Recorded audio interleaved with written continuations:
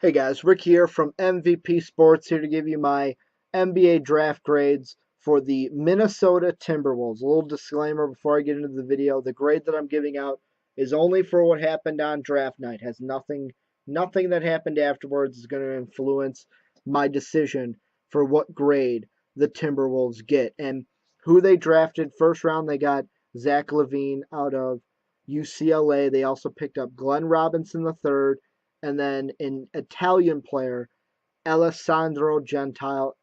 He's a terrific scorer, but he's a draft and stash. They're going to let him play over in Italy and develop. But for LaVine and Glenn Robinson, first let me get it out of the way for Zach. I mean, the thing I did not like, and this kind of goes, if you want to see the opposite, go check out the Milwaukee Bucks video when I talk about Jabari Parker. But he could have been saying F man like in any sort of situation, but when I saw that video of him saying F man, I saw it as great. We picked a guy that doesn't want to be here.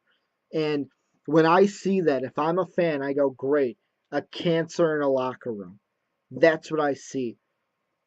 The upside, though, he's a very athletic player. And Flip Saunders, he went out on a limb. He went and got LaVine. He went and got Glenn Robinson III.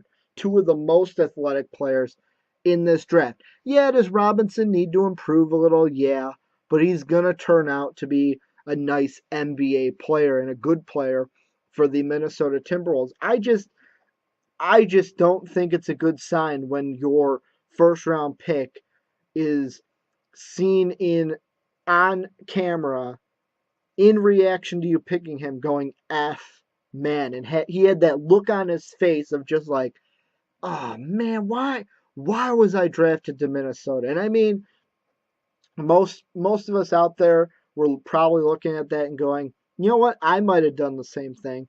But as an NBA, you're an NBA player now. You can't be seen doing that. Fans want to see you be excited like Jabari Parker. I'm excited to come to the Minnesota Timberwolves, this and that, and with what the Timberwolves have to deal with K Love saying, yeah, I'm opting out. Trade me. I'm opting out. I'm giving you a full year to trade me.